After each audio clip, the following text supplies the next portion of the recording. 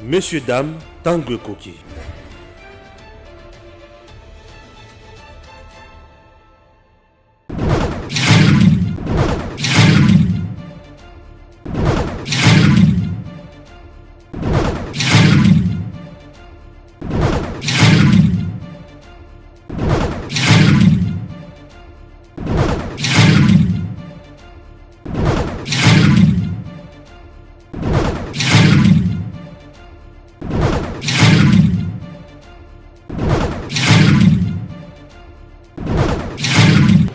Nous venons de commencer notre cérémonie avec une avance de 20 minutes parce qu'il est 11h moins 11 minutes.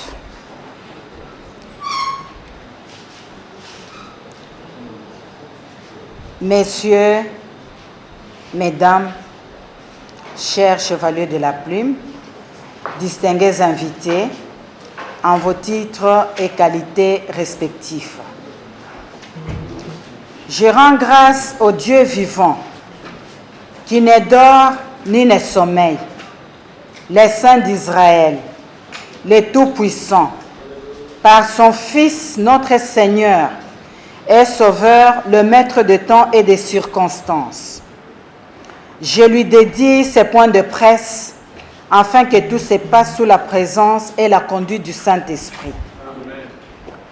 Le devoir de la redevabilité impose à tout détenteur du mandat public, à quelque niveau qu'il soit, l'obligation de rendre compte du mandat de l'exécution de ses charges, et c'est dans l'objectif de permettre à l'opinion d'évaluer et d'apprécier le travail réalisé par rapport aux missions qui lui sont confiées. C'est pour répondre à ces devoirs démocratiques et républicains que j'ai l'honneur de vous recevoir ce jour pour rendre compte de ma gestion du portefeuille de l'État et répondre aux préoccupations des uns et des autres. Avant mon exposé et le jeu de questions-réponses qui s'en suivront, permettez-moi de rendre un vibrant hommage à son Excellence, Monsieur le Président de la République, chef de l'État, Félix-Antoine Tshisekedi Tshilombo, à qui je renouvelle mes sentiments de profonde gratitude pour la confiance placée dans notre gouvernement de Warriors. Par ailleurs, je me dois de remercier très respectueusement son Excellence, Monsieur le Premier ministre, chef du gouvernement, Jean-Michel Sama,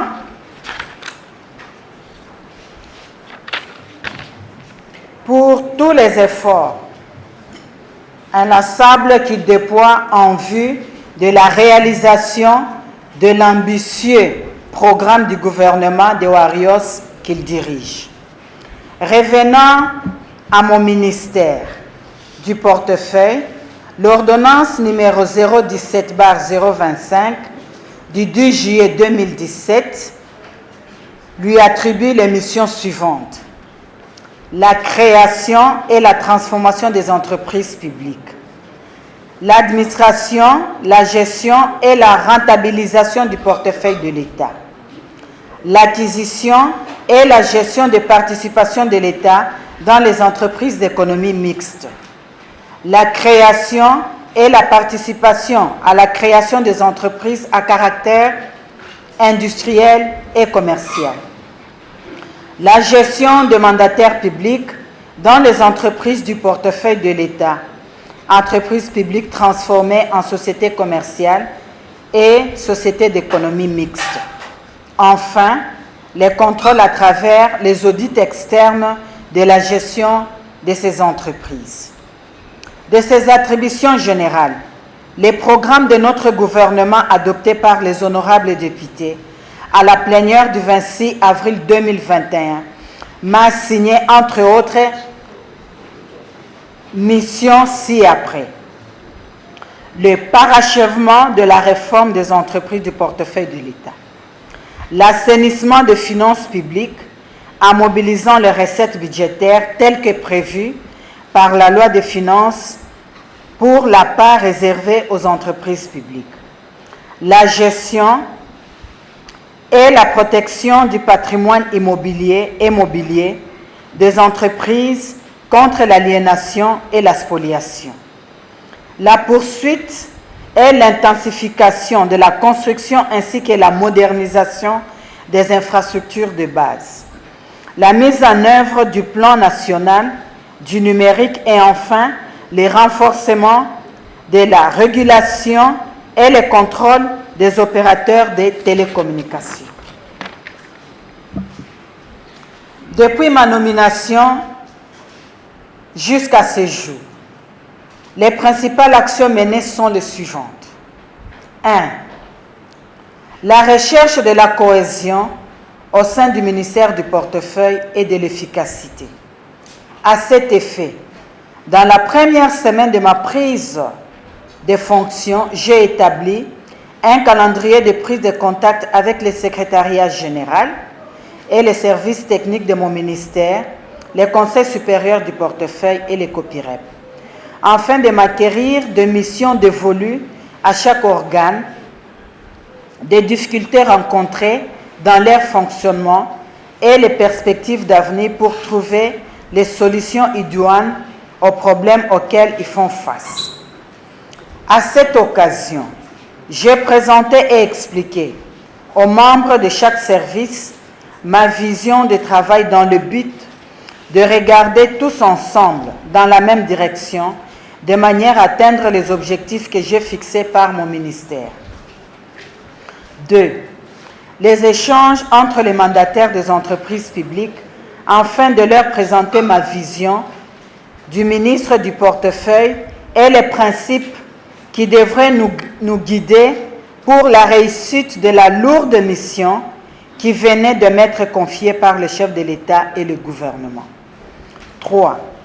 La rencontre avec le mandataire des sociétés d'économie mixte à qui j'ai donné des instructions strictes afin qu'elles puissent défendre au mieux les intérêts de l'actionnaire État qui leur a fait confiance. 4. La désignation urgente des nouveaux censeurs faisant partie des membres du cabinet du ministère du portefeuille dans le conseil d'administration des entreprises publiques pour me permettre de suivre leur marche et leurs assemblées générales. Cette décision s'explique par le fait que la plupart des anciens nommés par mes prédécesseurs ne faisaient aucun rapport, ce qui excluait tout suivi et donc aucun contrôle éventuel n'était possible. 5. La revue du portefeuille de l'État à travers les états des lieux des entreprises publiques initiée par le chef de l'État et réalisée grâce à l'expertise du comité de pilotage des entreprises du portefeuille, en sigle COPIREP. Ce travail a pratiquement pris 2 mois et permis de connaître les tristes réalités qui se résument comme suit. Outils de production insuffisants, obsolètes et souvent totalement amortis et dépassés. Effectifs vieillissants, pléthoriques et en inadéquation avec les niveaux d'activité. Charges sociales lourdes, car le personnel accuse de nombreux mois d'arriérés, des salaires aggravés par des avantages reconnus par les conventions collectives inadaptées. Quasiment toutes en faillite non déclarée, suite au lourd endettement et à l'ébranlement du crédit. Les stratégies ont été arrêtées et les objectifs fixés par la relance des entreprises encore viables. 6. La relance de la réforme des entreprises publiques qui, faute de la volonté politique et de moyens, s'était pratiquement arrêtée au premier volet, à savoir la transformation en société commerciale, mais qui continue à être gérée comme des entreprises publiques. La relance consiste à matérialiser le second volet, qui est la restructuration profonde, dont le coût des investissements sera autour de 8 milliards de dollars américains. La reprise et la redynamisation du projet de la Société de fibres optiques, SOCOF en sigle, qui s'est achevé le 30 juin 2021 et qui consiste au déploiement du réseau de fibres optiques sur la partie ouest du pays, Kinshasa-Mwanda. Ce travail a été fait avec le concours de mes collègues ministres de Finances et des postes télécommunications et nouvelles technologies de la communication et de l'information, qui sont respectivement tutelle et gouverneur point focal pays auprès de la Banque mondiale, étant donné que ce projet a été financé à la hauteur de 7 300 000 $ américains. Ensemble, nous avons approuvé les rapports de la commission ad hoc chargée d'examiner les processus du recrutement de l'opérateur privé qui devra exploiter et maintenir la fibre optique qui n'a toujours pas abouti d'une part et signer l'arrêté interministériel pour sa relance d'autre part. Il s'agit d'un projet d'importance pour notre pays car il nous ouvre la digitalisation que j'appelle l'intelligence institutionnelle. Il est financé par la Banque mondiale dans le cadre de CAP 5 par un don de 92 100 000 $ revu à 47 613 $ américains, mais décaissé 39 283 $ américains. 8. La finalisation du processus de la mise en application de la Convention de collaboration portant sur la mise en concession des infrastructures ferroviaires en République démocratique du Congo, CRD, Congo Railways Development, initiée et présidée par le président de la République, de 10 000 km de chemin de fer en République démocratique du Congo, ainsi que la réalisation des projets connexes. Son coût est estimé à 84 milliards de $ américains.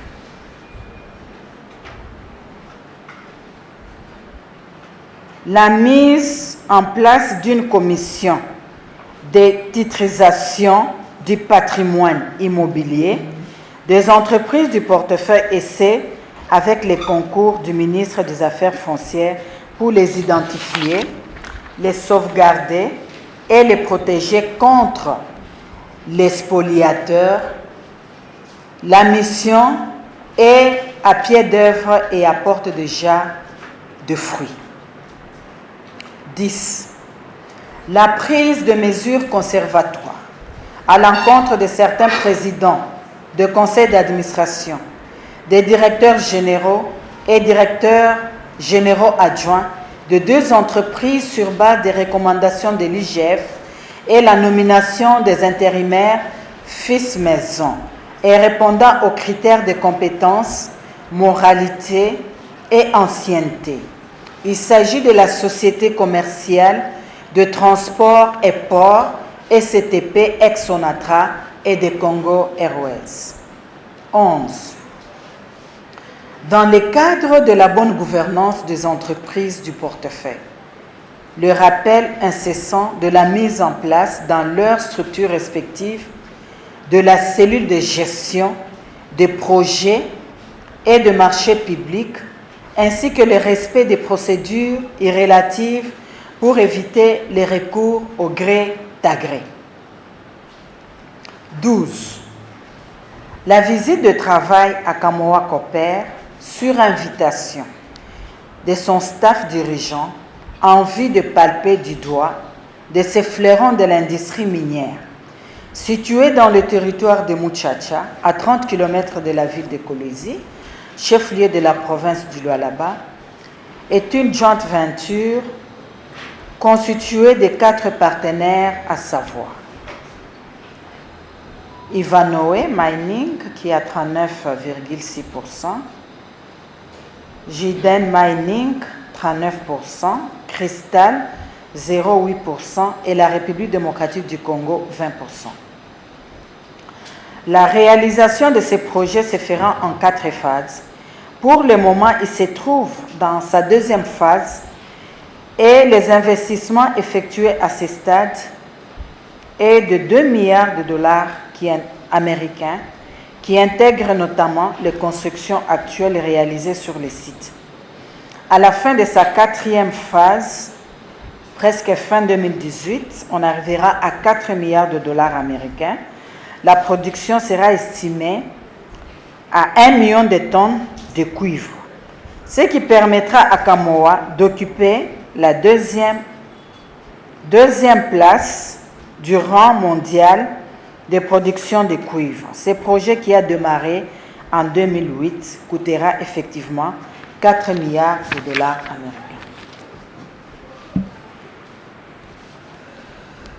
Les minerais exploités de Kamoa-Kakula ont une teneur en cuivre qui oscille entre 5 et 6,8% de teneur. De loin mieux que la plus grande importante mine du monde, d'Escondida au Chili, dont la teneur est inférieure à 1%. L'opérationnalisation des concentrateurs de la première phase permet de produire 200 000 tonnes par an. À la fin de la deuxième phase, la production attendue est de 400 000 tonnes. Ces résultats s'expliquent par la haute qualification de son personnel et les conditions de travail qui répondent aux plus hauts standards du secteur minier. Par ailleurs, Kamoa réalise de grands projets sociétaux pour l'amélioration des conditions de vie des populations locales. Il s'agit de la pisciculture, la couture, la relocalisation dans les maisons construites en matériaux durables et la fabrique de blocs ciment ainsi que des pavés. Kamoa Copper emploie 1967 personnes, dont 1728 nationaux et 239 expatriés. Les chiffres clés à retenir sont repris dans les tableaux ci-dessous et ma communication vous sera remise.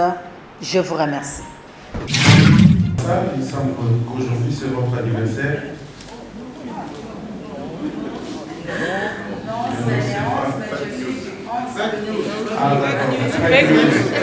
Donc, ce n'est pas confirmé.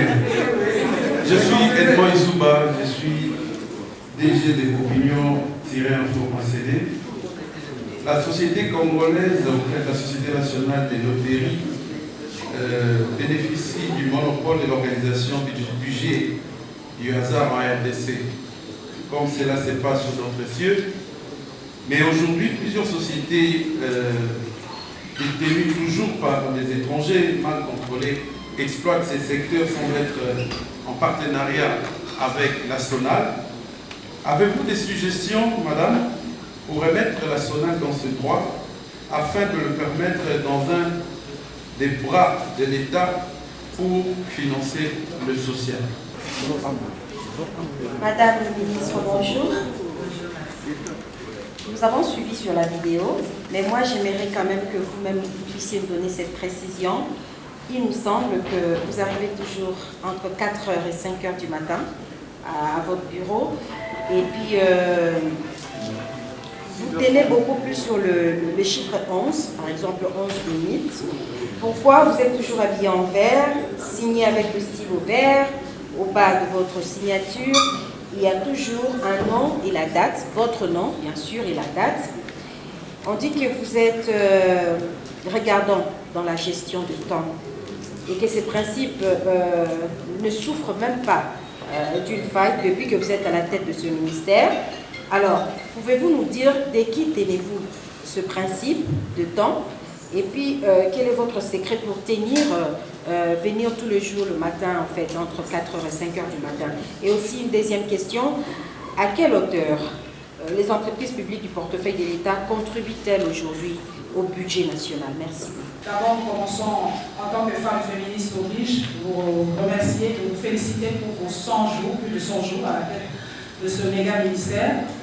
En tant que femme, je suis très très contente parce que, vu les images, vu le travail abattu, en tout cas ça nous fait plaisir et ça nous honore, nous, la Gent féminine. Merci, ça c'était une diversion. Mais la question, quel rôle le secteur privé peut jouer dans la relance des entreprises publiques? Parce qu'aujourd'hui, on a l'impression que le secteur en privé est pris en otage par les étrangers, entre guillemets, et pour paraphraser, aidé par les impérialistes.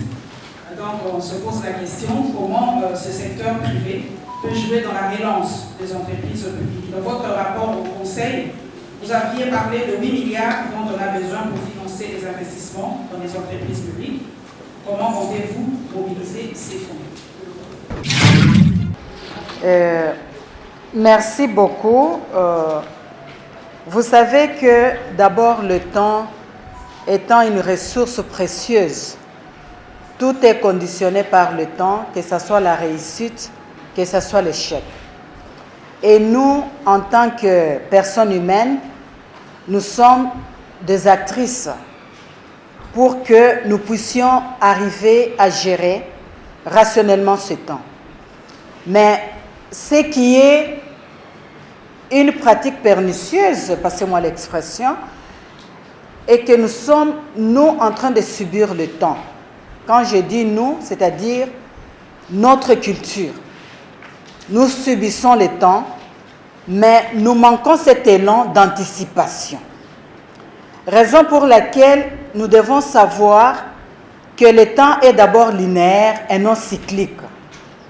Des fois, nous arrivons à nous consoler en disant, comme on est en retard, que nous allons récupérer. C'est retard et on ne récupérera jamais. On peut réparer, mais pas récupérer. Raison pour laquelle, pour moi, ce n'est pas seulement parce qu'aujourd'hui, nommé ministre d'État, ministre au portefeuille, que je me suis soumise à cet exercice. Ceux qui me connaissent savent que c'est mon mode de vie. Mon mode de vie parce que c'est une éducation noble que j'ai eue de mes parents, que ce soit de mon père, que ce soit de ma mère et que ce soit de la toute famille. Nous avons été élevés dans la noblesse du temps parce que pour nous, de notre éducation, c'était dire que quand vous arrivez en retard, c'est un manque de considération envers le partenaire. Et moi-même aussi, quand je me suis imprégnée de cette vertu, je me suis dit, l'allié en échec du temps, c'est la procrastination. La procrastination qui consiste à renvoyer ce dont on va faire aujourd'hui. Raison pour laquelle j'aime être en avance sur la longueur du temps. Et quand vous dites toujours 11, 11 effectivement, c'est une innovation, une renaissance. Et pour moi, lundi, mardi, mercredi, jeudi, vendredi, samedi, dimanche, chaque jour est spécial et chaque jour est original. Il peut nous arriver comme aujourd'hui, samedi, en disant, bon, c'est un week-end, où on ne prend pas des choses au sérieux parce que c'est un week-end. Cela n'est pas pareil à moi. Raison pour laquelle je refuse aussi de me justifier dans mes principes, parce que je trouve aussi que c'est une faiblesse. Arriver en retard, tu commences à te justifier sans qu'on te pose la question. Je pense qu'il vous est déjà arrivé. Non, les embouteillages. Écoutez, bon, je me résigne de ça. Alors, raison pour laquelle je pense que tous, nous avions étudié la récitation des laboureurs et ses enfants. À moins que je sois contredite, le travail, on ne commence que de bonne heure. Et moi, je ne peux pas m'évertuer à me donner une grasse matinée. Je préfère bien me réveiller de bonne heure et commencer ma journée. Et je dois vous avouer que si vous pouvez aussi tenter cette expérience à partir de demain ou de maintenant, que vous commencez vos tâches très tôt matin, vous les faites tranquillement. C'est-à-dire que vous êtes dans le bon usage du temps, efficient. Vous n'avez pas de pression et vous ne faites pas des choses dans la précipitation. Vous allez vous demander pourquoi je me suis attelée à cette question. Et madame m'a dit, je signe au vert, oui. C'est depuis quand j'étais étudiante, j'ai signé au vert. Et je mets à côté de ma signature la date parce que moi, je refuse qu'un jour qu'il y aura un document qu'on me dise que j'ai été induit en erreur par un collaborateur. Quand je signe, c'est-à-dire que je m'engage, je m'assigne et mon nom et la date, le jour que j'ai apposé ma signature. Et pour moi, c'est vraiment une identité. Et quand vous dites 11, effectivement, j'aime 11, que je vais vous dire. Je me dis que je suis la femme à l'impair parce que je suis 11 et que cette vertu, je l'ai tirée des Saintes Écritures, Genèse 1, sans que je sois témoin avec Dieu, c'est au verset 11 qui dit que la terre produise de la verdure et que Dieu a tout créé par la parole, mais il nous a demandé, nous, de transformer la terre par le travail. Et on ne peut pas bien travailler si on n'a pas été dans le respect du temps. Et pour moi, le travail, je n'ai jamais eu de murmure, c'est une source d'épanouissement et non une corvée. D'où cette verdure que je suis toujours vêtue en vertésine de verte, ce qui veut dire pour moi, c'est l'essence le plus élevée du travail. Pour ce qui concerne la loterie, effectivement, gardait le monopole. Mais qui, aujourd'hui, nous avons des sociétés qui empiètrent la loi. Et moi, comme actionnaire unique, je suis là pour remettre la pendule à l'heure. Raison pour laquelle, avant de commencer, j'ai refusé les tâtonnements.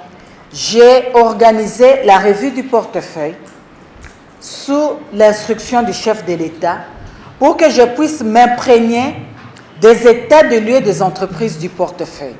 Et au moment où je vous parle, je suis bien armée pour poser les diagnostics, les actions à mener ou les perspectives.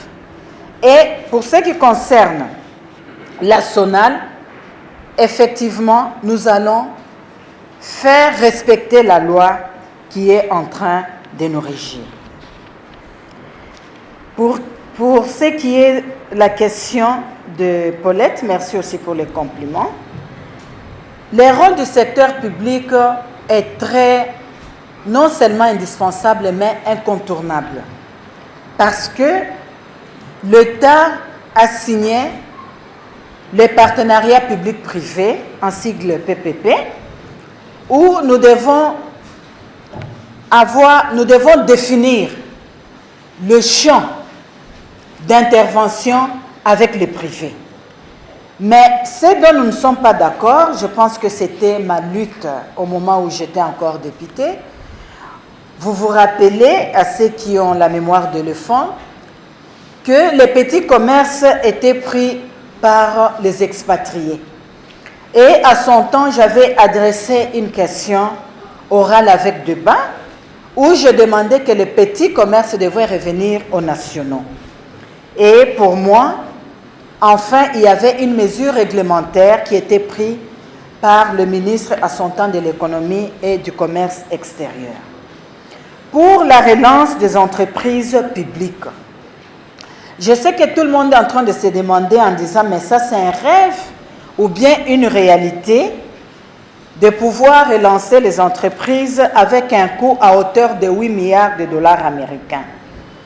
Nous devons d'abord arriver à assainir toutes les entreprises du portefeuille, parce qu'avec ces entreprises, la relance, et que j'ai voulu peut-être anticiper pour bien expliquer, parce que c'est la première question qui tombe aussi sur les entreprises, et qu'avec la réforme s'est passée d'abord en première phase de la transformation des entreprises maintenant qui doivent être dites commerciales. C'est-à-dire du point de vue juridique, ces entreprises réellement ont été transformées. Mais maintenant, les entreprises doivent être ou subir une restructuration profonde. Ces entreprises doivent maintenant être commerciales, c'est-à-dire, avec ces entreprises, doivent maintenant s'exercer à la compétition et à la concurrence loyale, en l'occurrence des autres entreprises. Ici, je peux devoir vous illustrer, par exemple, par quelques entreprises. Je peux commencer d'abord avec l'entreprise minière, la grande que nous connaissons, la Gécamine. Vous savez que la Gécamine, aujourd'hui, est en train de traverser une situation pénible. Mais je vous informe que aux années 1970, 1980, la Gécamine cessait déjà de produire. La Gécamine était en train de vivre de ses réserves. Et pendant ce temps, parce qu'on n'avait pas produit, il y avait aussi un environnement politique de son temps, avec les conflits de 1992-93, ce qui avait fait que le financement était aussi interrompu. La Gécamine a connu de sérieux problèmes qui maintenant, je reste optimiste que nous devons tout faire pour élever cette entreprise. Il y a eu quelques raisons ou quelques causes que je verrai citer peut-être 2 ou 3. D'abord, aujourd'hui, le personnel de la Gécamine ne répond pas au cœur de métier. Parce que par sa vocation, la Gécamine, c'est une société minière. Et que la Gécamine doit avoir des ingénieurs, géologues, métallurgistes, et j'en passe des meilleurs. Et qu'aujourd'hui, elle regorge plus d'administratifs que de personnel technique. De 2, vous savez l'outil de production. Du moins, à 30 ans, la Gécamine devrait renouveler son outil de production et ses équipements. Mais la Gécamine ne l'a pas fait. Et qu'aujourd'hui, la grande production ne vient pas des usines de Lubumbashi, mais c'est de l'Ikasi, de Chituro, qui aujourd'hui, nous sommes vraiment en retard au moins de 30 années. Donc, parce que nous avons ciblé la maladie et nous allons apporter la thérapie. Du moins pour les 8 milliards, il ne faudrait pas comprendre que ça sera les 8 milliards en liquide. Parmi les 8 milliards, le fait que nous allons assainir l'entreprise, le fait que nous allons procéder à la mise en retraite de personnel qui aujourd'hui aussi, il y a double salaire avec les salaires d'attente, je pense que vous êtes tenus informés, et que cette entreprise qui sera assainie doit maintenant répondre aux procédures de standards internationaux. Et il y a d'autres frais qui seront absorbés par la gestion rationnelle que nous allons imprimer tant que nous sommes à la tête de cette entreprise. Je dois devoir répondre aux 3 premières séries de questions qui m'ont été adressées. Et quotidien conseiller. Il est vrai que, madame, vous êtes largement penchée sur la situation de la Gécamine, en donnant des exemples palpables et qui sont réels. Nous voulons tout simplement savoir quelle est la réelle stratégie qui permettra à ce que la Gécamine puisse reprendre sa production d'antan. Madame la ministre d'État, vous avez présenté, moi j'ai reçu l'actualité, vous avez présenté récemment, vous l'avez d'ailleurs dit, les rapports sur les états généraux des entreprises publiques. Et ces rapports notent les besoins d'investissement qui sont chiffrés à 8 milliards de dollars, un défi véritablement titanesque. Mais finalement, vous avez aussi réussi à construire une vision partagée du gouvernement sur la réforme. Comparativement à ce qui a été fait par les passés, moi j'aimerais savoir quels sont les axes, mieux les actions planifiées dans cette vision pour pouvoir faire la réforme. C'est la première préoccupation. La dernière, c'est que vous avez visité, vous l'avez dit, les installations des camions à Colésie. C'est un projet, à mon avis, d'un enjeu stratégique avec le livre qui est aujourd'hui au centre de la géoéconomie mondiale. Quelles sont les garanties que vous avez mises sur les bénéfices que va tirer la RDC dans ces projets? C'est une princesse. Excellence, Madame la ministre d'État, je vous félicite comme collègue l'a fait tantôt pour les réalisations depuis que vous êtes là. J'ai une petite préoccupation. Votre prédécesseur, Mahmouda, a piloté les réformes. Vous nous avez démontré à quel niveau elles se trouvent, uniquement au niveau de la transformation des entreprises publiques en sociétés commerciales. Ces sociétés devenues commerciales ont des infrastructures, notamment portières, portuaires, ferroviaires. À qui appartiennent ces infrastructures-là aujourd'hui? À l'État congolais ou à ces entreprises? Ma deuxième petite préoccupation, subsidiaire à la première, vous avez parlé de Sokimo qui n'est resté aujourd'hui qu'à l'exploitation artisanale alors qu'elle a des gisements. Et sur les 15 partenaires dont dispose Sokimo, un seul projet a réussi et produit aujourd'hui en état de production. Qu'en est-il des 14 autres projets ou partenariats signés par les actuels mandataires qui ont géré, qui avaient même reçu les royalties, les bad-pots qui n'ont jamais servi aux agents et cadres de cette entreprise, dont la plupart sont morts, les autres accusent plusieurs mois d'arrière des salaires, mais Sokimo ne sera pas déçu. Le seul projet qui a réussi, c'est celui de Kibal Dormaï. Merci. Quelle stratégie pour arriver à relancer la GECAMIN? Effectivement, merci beaucoup pour cette importante question. C'est comme je venais de vous dire, l'état des lieux fait.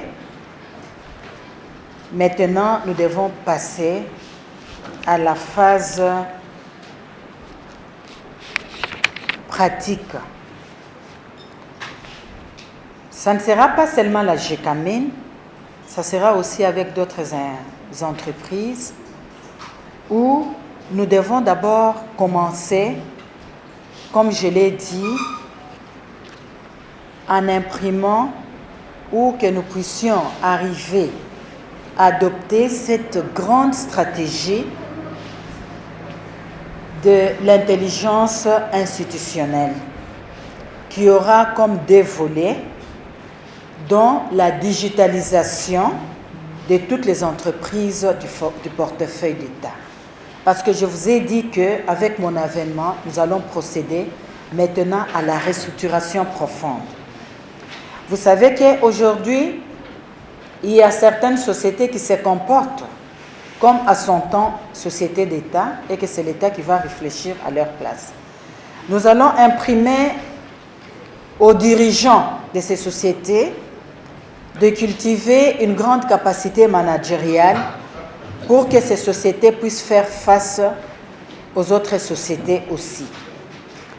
Par cette digitalisation, on va imprimer le même système, de façon que même là où vous êtes, Monsieur Jean-Marie, tu aimerais avoir des informations, non seulement la GECAMIN, SNCC, SNEL, SCTP, SCPT, comme vous voulez, vous devez avoir accès.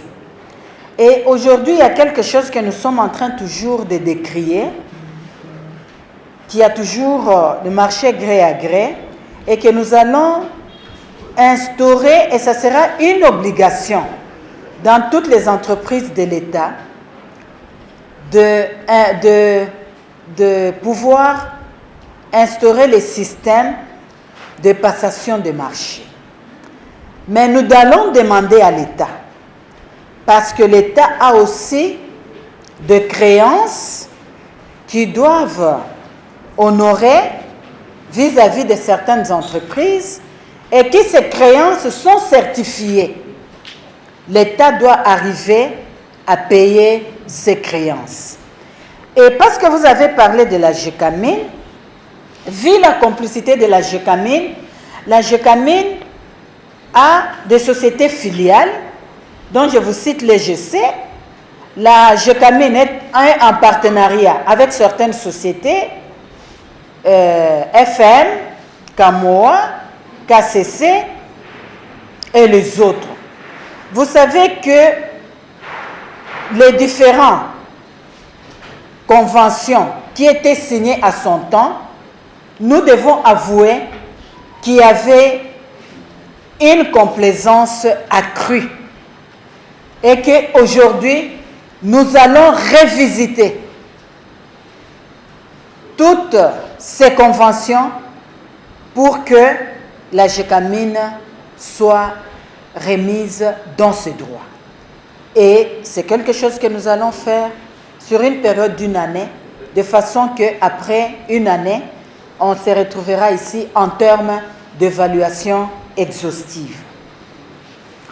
Pour ce qui est des états des lieux, la question posée par Pichu du potentiel, c'est vrai, nous sommes dans la vision partagée. Je l'ai dit, je reste encore très optimiste parce que je dois ouvrir une parenthèse que je dois vite fermer et que la vision du chef de l'État, il nous laisse vraiment, chaque ministre en tant que guerrier et guerrière, de pouvoir travailler selon ses attributions qui lui sont assignées. Et le chef de l'État manifeste déjà non seulement la volonté politique, mais le pouvoir d'agir pour que nous puissions arriver à le faire. Par faire la réforme, je me répète encore, je vais commencer mon action par la restructuration profonde de ces entreprises. Pour ce qui concerne Camoa, Camoa, c'est un investissement non seulement responsable, je suis en train de le dire, c'est vraiment un investissement très sérieux. Très sérieux parce que Camoa s'élève à un coût de 4 milliards de dollars américains. Et au moment où j'ai effectué la visite, avec un concentrateur, Camoa est en train de produire 200 000 tonnes de cuivre. Vous vous rappelez qu'à son temps, avec la GECAMIN, quand la GECAMIN était encore florissante, la GECAMIN produisait 400 000 tonnes par an. Et que Camoa, aujourd'hui, avec un concentrateur, est à 200 000 tonnes par an. Et le deuxième concentrateur, probablement avant la fin de l'année, sera achevé. Et quand les deux concentrateurs, Camoa peut arriver à 1 million de tonnes de cuivre par an. Ce qui veut dire que quand Camoa travaille, et nous comme actionnaires uniques, nous avons une part de 20%. Camoa doit à l'État à ce qui concerne les dividendes. Et jusque maintenant, Camoa a déjà commencé à verser ses dividendes auprès de l'État, donc dans les trésors publics. Vous savez que Joël Cadet vient de soulever la question des réformes. Je l'ai dit encore, vous avez illustré le cas de Sokimon. Aujourd'hui, Sokimon a signé beaucoup de conventions avec plusieurs partenaires, comme vous venez de le dire, je confirme, mais il se pose un problème. Le problème est que Sokimon ne sait pas se relever. Et je vais m'évertuer pour que Sokimon puisse se relever. Sokimon aujourd'hui se trouve dans une situation que je vais vous illustrer. Sokimon, c'est comme une personne qui est dans la rivière. ses pieds sont trempés dans la rivière et que cette personne voit une jeune fille ou une maman qui passe avec un seau d'eau, et cette personne qui est dans la rivière demande qu'on puisse lui donner de l'eau. Mais la personne est dans la rivière. La personne ne sait pas de la rivière où elle est s'incliner, tendre ses deux paumes de main, prendre de l'eau et boire. C'est-à-dire ça, nous devons maintenant imprimer le travail. Sokimo aujourd'hui a de ressources et qu'elle est incapable d'exploiter ces ressources.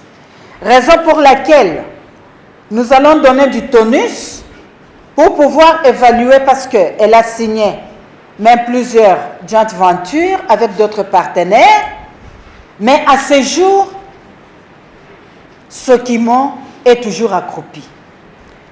Maintenant, parce que nous voulons donner un vent nouveau et qu'il y a des participations dormantes, mon ministère, nous passons devoir créer une société qui va devoir valoriser les titres miniers de Sokimo qui ont des parts dormantes. Et nous sommes en train de perdre le temps, et du fait que nous perdons le temps, nous sommes en retard du travail. Du fait que nous sommes en retard du travail, nous accusons ces retards dans la production, et parce que nous accusons ces retards dans la production, le bilan devient négatif. Donc c'est un échec. Raison pour laquelle, qu'est-ce qui est impossible? Que nous puissions aussi monter un véhicule financier et que nous puissions aussi nous inscrire à la bourse. Ce n'est pas impossible. Je pense que c'est quelque chose que nous ferons. Et vous savez que la restructuration des entreprises, je peux vous donner à titre illustratif la Cadeco. C'est notre banque nationale. Nous devons relever la Cadeco et je me suis déjà investi. Nous avons des partenaires Aaron Sefou qui nous accompagnent et qui sont très engagés. Le partenaire sud-africain m'a même invité, qui est un Sud-Africain, et que vous savez que avec la Cadeco a l'infrastructure, nous devons arriver à la Cadeco à requalifier le personnel. Et Cadeco, qui à ce jour a été exclu à la chambre de compensation de la Banque centrale, c'est parce qu'elle ne répondait pas aux normes. Nous devons faire de la Cadeco une banque nationale. Je peux vous donner le cas, par exemple, de la SCTP. Dans les réformes, parce que quand nous parlons réformes profondes, vous êtes en train de dire non, je ne vais pas parler du sexe des anges. Je suis avec vous sur la planète Terre.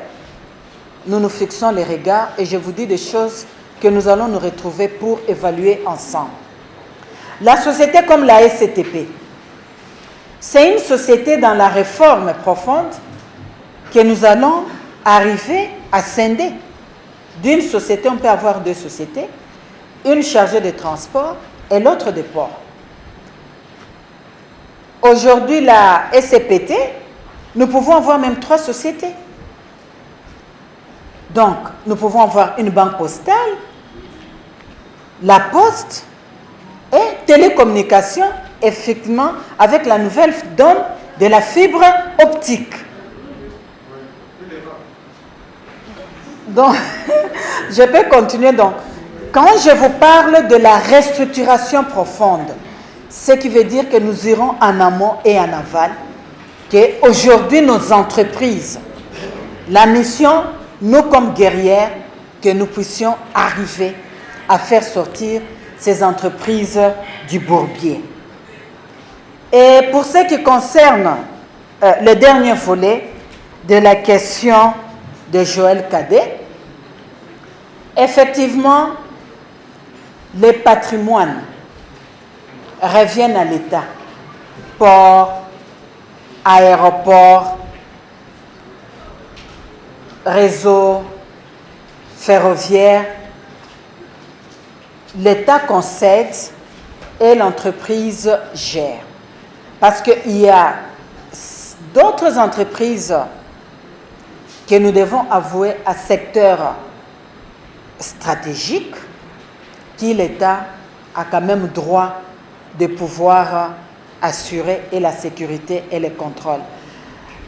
Vous avez vu qu'avec les innovations qui étaient incorporées par exemple dans certaines dispositions de la Constitution, il y avait d'autres domaines qu'on avait réservés au pouvoir central. Par exemple, l'enseignement, que ce soit l'enseignement supérieur, universitaire, enseignement primaire, secondaire, qui reviennent effectivement à l'État. Je pense que pour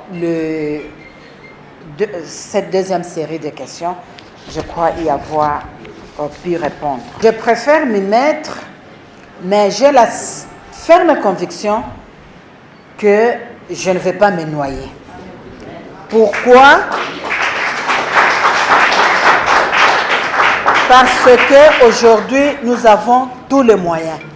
Je viens de vous dire que la garantie que nous avons, c'est le vouloir et le pouvoir du chef de l'État. Et le système aussi du travail de notre Premier ministre. Vous voyez que chaque vendredi, nous sommes en Conseil des ministres. Et l'état des lieux que je venais de vous exposer, je l'ai défendu en Conseil des ministres. Et on m'a accordé du temps. Il y a eu des recommandations qui ont été validées le 3 septembre 2021 lors de la session de la 18e session du Conseil des ministres. Rachel, tu l'as bien dit, outils de production obsolètes, personnel vieillissant. Et comment je vais le faire? Je vais vous donner des types d'exemples là maintenant parce que j'ai parlé plus de mines. Je vais aller maintenant dans les chemins de fer. Je vais parler de la SCTP, la Société commerciale de transport et de port, et de la SNCC. Ces deux sociétés traversent le même problème. Ça fait belle lurette que vous avez pu voyager par train parce que la voie ferrée est dans un état qui ne répond pas au trafic ferroviaire. La SCTP a un personnel qui ne répond pas au cœur de métier. La SCTP a un grand personnel, je pense plus ou moins 4000 personnels qui doivent être retraités, mais qui est en train de prester et qui n'apporte pas la qualité du travail. La SCTP, l'État lui doit une créance de 403 millions de dollars américains et que l'État a manifesté la volonté du chef de l'État, le président de la République, je me permets comme on l'appelle, Fatou Béton. Il y a eu des négociations et on est maintenant à 207 millions de dollars américains. Les 207, ça ne regorge pas en totalité les liquides. Ce qui veut dire qu'on avait pu négocier avec une banque privée de la place, la Rabank, avec une décote de 25%. Cher chevalier de la plume, de 207, la STP n'aura que 156 millions. Et le 51 millions de dollars américains, ça sera pour les taux d'intérêt. Je me suis dit, mais avec 51 millions de dollars américains, on peut réparer la voie gare centrale Matadi. Et raison pour laquelle, en tant que guerrière, j'ai repris les négociations avec la banque, la Rabank, et nous sommes en train d'évoluer. Je pense que la décote ne sera pas à 25%, mais je dis bien que nous sommes en train d'évoluer. Et la STP a déjà un plan d'affectation de cette somme pour l'appurement des charges sociales et beaucoup plus de budget d'investissement. Maintenant pour la SNCC. La SNCC va procéder à un recrutement de jeunes techniciens qui doivent remplacer ceux dont ils doivent aller à la retraite. Et il y a 3 sociétés de chemin de fer. La STP, la SNCC et la société de chemin de fer de Ouélé, qui avait signé à son temps depuis le 20 octobre 2020 la convention ARD devant le chef de l'État à hauteur d'au moins 24 milliards de dollars américains. Ce projet a 2 volets. Le premier volet, c'est de construire 5000 km de chemin de fer. Et le deuxième volet, c'est de réhabiliter la voie ferrée. Et c'est un projet qui couvre toute l'étendue de la République, de l'Est à l'Ouest, du Sud au Nord. Et si ce projet, parce que parmi l'une des recommandations, cette recommandation a été adoptée et nous allons devoir le relancer pratiquement par 3 préalables qui, par le Premier ministre dans son engagement, va procéder déjà à passer à ces 3 préalables pour que cette convention puisse prendre corps. Et surtout, que quand on l'avait signée, cette convention a consacré le caractère de l'exclusivité. Donc, il va de tout notre intérêt que nous puissions arriver à le faire. La problématique des conventions collectives qui aujourd'hui, ces conventions ne sont plus en phase avec la situation financière des entreprises du portefeuille de l'État. Et peut-être la dernière, c'est pour savoir comment vous avez fait, madame, parce que on sait que le mois de septembre, généralement, c'est un mois social, avec beaucoup de grogne sociales, beaucoup de grèves, de revendications. Mais depuis que vous êtes là, c'est un calme total. Qu'est-ce que vous avez promis aux fonctionnaires? Merci beaucoup. Je suis Pierre Noir. Madame la ministre, moi je voulais poser une question sur la présence des inspecteurs des chefs au sein des entreprises. Vous savez, c'est une question qui pose problème aujourd'hui avec nos mandataires. Je voudrais savoir, selon vous, qu'est-ce que les inspecteurs des chefs font dans nos entreprises? Ils sont en train d'inspecter des coûts gérés avec les mandataires, ou ils font quoi? Je sais qu'il n'y a pas longtemps, vous avez été à un moment donné un peu en divergence avec votre collègue des transports, et j'ai lu en vous la volonté de faire respecter les textes. Sur base de quel montage juridique aujourd'hui les inspecteurs des l'IGF travaillent au sein de nos entreprises au point d'exiger, même pour acheter un stylo, que les mandataires puissent avoir leur autorisation? Je voudrais bien comprendre un peu comment vous jugez la présence de ces inspecteurs dans nos entreprises. Merci. Je vais commencer la première question avec mon homonyme raté. Hein?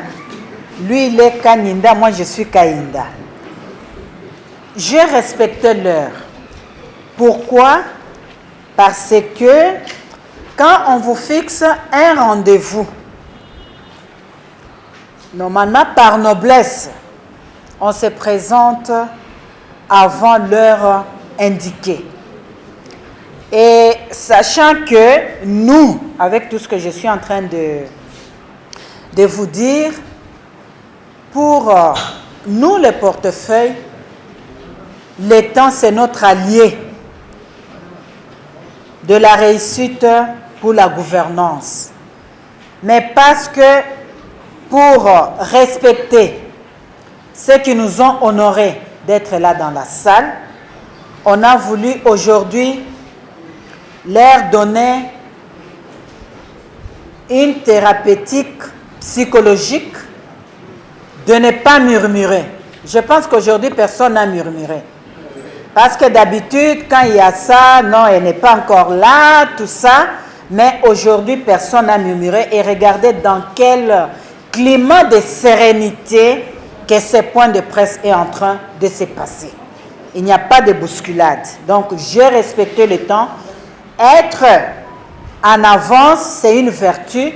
Mais être en retard, ce n'est pas recommandé. Comment je dois gérer la problématique collective des syndicats? C'est parmi des facteurs qui ont fait que la réforme puisse aussi connaître aussi la lenteur comme l'une de vous l'a soulevé. Et qu'aujourd'hui, je pense avec ma collègue de l'emploi, travail et prévoyance sociale, nous allons nous organiser à une commission parce qu'il y a déphasage entre les syndicats et la réforme. Nous devons arriver à adapter cela et surtout les conventions collectives aujourd'hui ne répondent pas au principe de la réforme. Je venais de vous citer quelques entreprises où la personne, parce qu'elle n'a pas encore eu le décompte final, cette personne bénéficie des salaires dits salaires d'attente. Ce qui veut dire une personne, on le paye 2 fois le mois.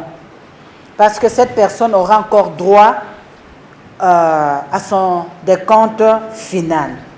Donc, nous allons mettre, pour garder la paix sociale, nous allons nous y mettre pour arriver à avoir un compromis. Le mois de septembre, parce que ceux qui ont demandé aussi mon bilan, depuis que je suis là, dans les entreprises du portefeuille, il n'y a pas de grève parce que nous avons instauré un système de gestion de proximité. Nous sommes en train non seulement de dialoguer, mais je dis bien gestion de proximité avec les nouvelles procédures que nous allons introduire dans les entreprises en disant aux entreprises, par exemple pour le cas de la SCTP, je leur ai dit, vous savez que quand vous êtes en grève, les privés applaudissent.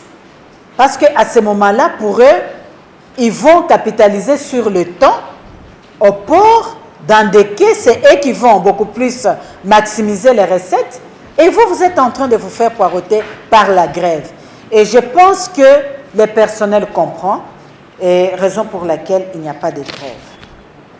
Pierrot demande la présence des inspecteurs au sein des entreprises. Nous devons quand même avouer que la gestion qui était soumise à une gestion à la petite semaine, s'il n'est pas nébuleuse, il était temps qu'on puisse recadrer cette gestion, raison pour laquelle les inspecteurs sont allés là-bas pour mener des audits et nous avons effectivement des conclusions qui nous ont été transmises et nous avions pris aussi des décisions. Mais pour ce qui concerne les administrateurs, le problème est déjà résolu. Dans les jours qui viennent, vous apprendrez cela par mon ministère. À quelle hauteur et puis les chefs des entreprises, la réforme? Non. la réforme n'a pas échoué, comme je l'ai dit. Et nous, tels que nous sommes, je vous ai parlé de partenariat public-privé, les PPP, que nous devons instaurer et que nous avons pris les fonctions au mois d'avril. Et d'ici là, nous sommes en train de nous mettre pour le budget, ce qui veut dire que la hauteur des entreprises est très appréciable parce que les entreprises du portefeuille, c'est eux qui contribuent. Et j'ouvre une parenthèse à laquelle question que vous n'avez pas posée, les entreprises d'économie mixte qui versent même leurs dividendes au trésor public. Avec notre avènement, nous avons construit la confiance. Nous avons des entreprises qui ont versé des dividendes au trésor public. Il y a l'entreprise ici sucrière, il y a Ségus. Bon, je ne vais pas en parler de tout ça. C'est pour vous dire que nous maîtrisons quand même et puis ils ont versé des dividendes. Et pour ce qui concerne aussi des entreprises minières, Kamoa et les autres versent aussi des dividendes. Mais nous devons améliorer quand nous allons revisiter le convention pour pouvoir arriver à capitaliser. Merci. Je pense que je terminais pour la série. Nous avons la politique. Au stade bilan nayo, il y a 136 jours, tout le monde dit que nous sommes les stades de Malamu, bilan nayo est positif. Alors, pour la Mikolo et Tikali, tous autres qui sont à un mandat nayo, au Bogi, c'est le Bissolini. Donc, il faut s'attendre à la ligne de Dama. Merci. Bon, bon peut-être Remouké Kotaki, Tozan a 137 jours, hein? 137 jours. Oui, 137 jours. Ah, Tolobi Boye, que biso, pona musala ya Congo, tozui d'entreprise, et que tokutaki d'entreprise, eza na ba problème. Mais pona to yeba problème wana eza ya niveau nini, nde wana tokotaki, tosali o tobengi na lopoto, état de lieu, il y a l'entreprise, il y a portefeuille, auto salaki kaka na saloyo na revue à portefeuille. Tokuti ke l'entreprise eza na moi mikakatano, ba problème. C'est ça. Et que tolobi biso, tosi toboyi mbeto, tolamukaka na tongo, toya tosala musala.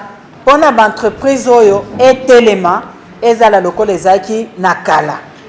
Chaque entreprise lelo année prochaine il faut to banda koyeba chaque muto yeba.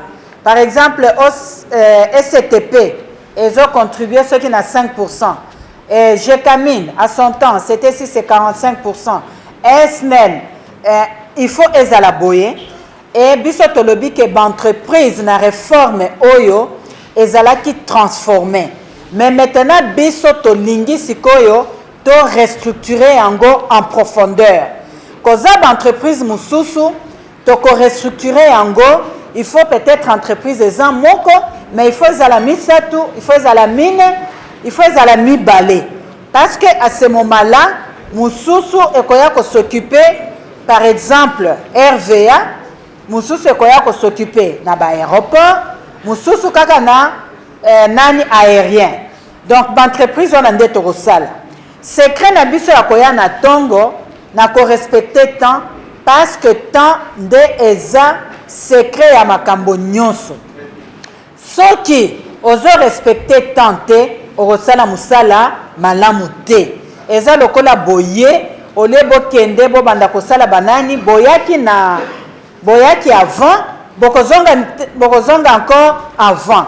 Donc, pour l'entreprise, biso to tikali optimiste tolobi na kutaki nzela eza na ba mabanga, eza na banzete, eza na ba mai, menga wana natalité na lobi na koti na nzela wana na zolongola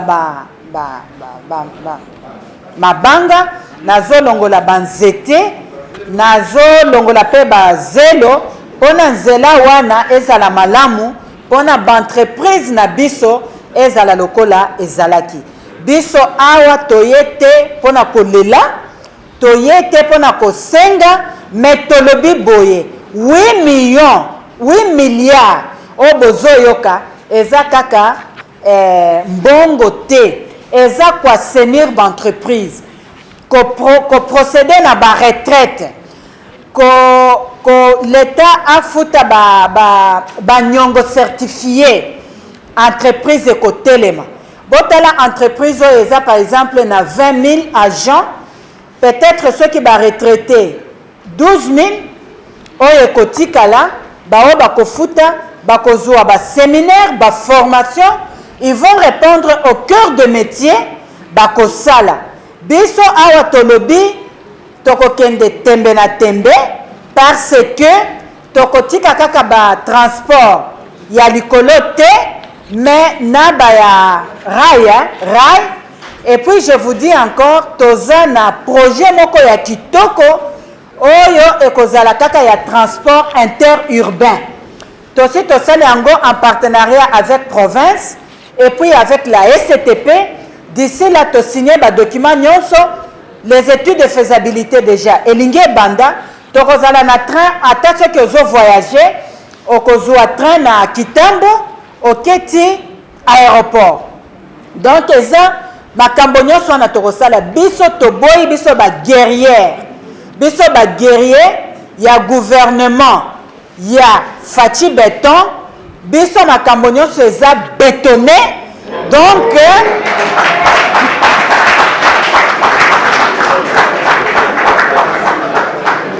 makambo nyonso eza bétonné parce que artisan na biso aza béton et politique na ye eza bétonnière donc na suka makambo nyonso ekozala kaka béton